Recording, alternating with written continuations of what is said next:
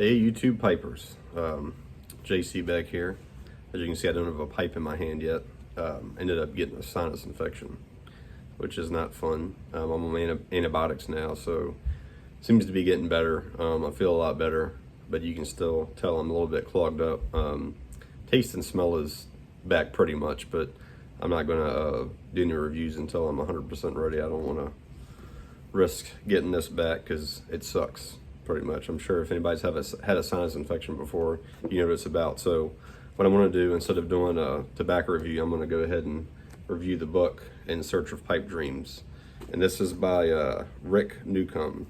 And should have looked up when exactly he released this. I think it was 2003 or 2003 or so. See if I can look real quick in here. I wrote down a bunch of notes on it when I was reading it, just to kind of give you guys some detail on it. He had copyrights of 2003, 2006, and 2010. So I guess he first released it in 2003. Seems like he wrote it mainly in the 90s because a lot of the information in here is mainly from the 90s. I'm just going to start off going through my notes.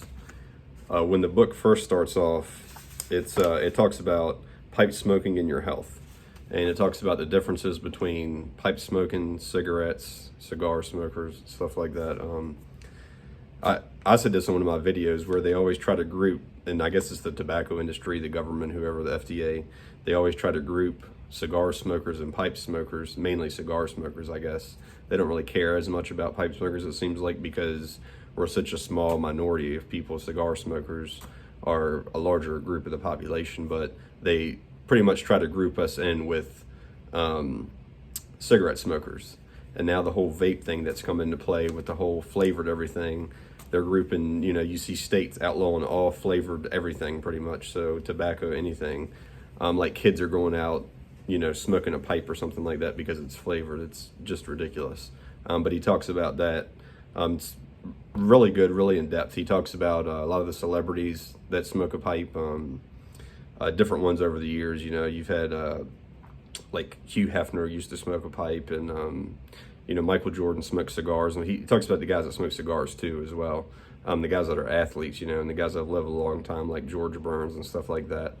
The next chapter, I guess, I'm not sure exactly when. I'm assuming these are all broke down kind of in chapters because I was just taking notes while I was reading it.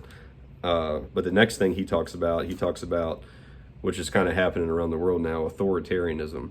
So authoritarians love to basically push the notice that they're doing everything for your health. Everything is for your health.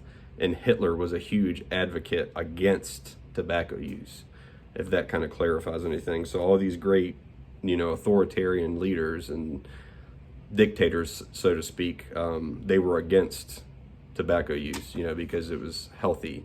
I'm not even going to get to the whole euthanasia thing and all that stuff they used to do, but basically he kind of breaks it down, talking about prohibition and how prohibition doesn't work, and it's not necessarily a good thing. You kind of got to, there's a lot of stuff we do that isn't good for our health that they don't care about, but pipe smoking, all of a sudden it's a big ordeal. He talks about that in the book, and even though it's from the 90s, it's kind of coming true today, a lot of the stuff he talked about. And he talks about in here too, a lot of the people that were lovers of peace were pipe smokers. Einstein was one of them, a bunch of other people, philosophers, and sorry, I can't even hardly speak with my voice there. Philanthropist, and I guess he talks about it through the book too, because I just got a couple of names written down that were, older pipe smokers that smoked a pipe their whole life, or cigars. George Burns, Milton Berle, Einstein. He talks about European pipe makers a lot in this book. I guess he's fond of European pipe makers. He talks about differences in briars and pipes and stuff like that. Father of the Flame, one of the guys, he doesn't talk about that yet because obviously the movie just came out like 3 or 4 years ago. But he talks about some of the guys that are actually in Father of the Flame. And I thought that was pretty interesting. He talks about estate pipes. He talks about, and this was in this time anyways, a lot of the European pipe makers were kind of against estate pipes at the time. They were for newer pipes. I don't know if that's because they thought it would maybe put them out of business, people buying estate pipes.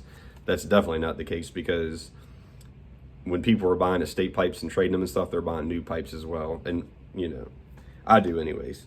He talks about the dimensions of the draw as far as your pipe goes and how to make the draw easier and what he prefers. And he talks about this too, what makes a pipe good for him as far as a good smoker, and the ease of the draw does that. He goes into great detail about that. He even writes down the hole sizes and stuff for the chamber and the whatever the different tube is that where the stem goes in and all that, whatever that's called, I forget now at the time, the ferrule and stuff like that. He talks about all the dimensions on that.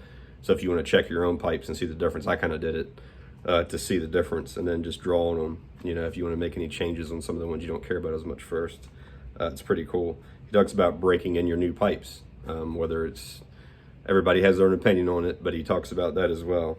Talks about keeping your pipes clean. Talks about coloring mirrors, and there's different kind of ways to color them faster, color them slower, or why they color. There's a couple of the pipe makers he outlined in here that I'm fond of that he goes into great detail about, that he went to the different factories and he loved, which is Peterson and Costello.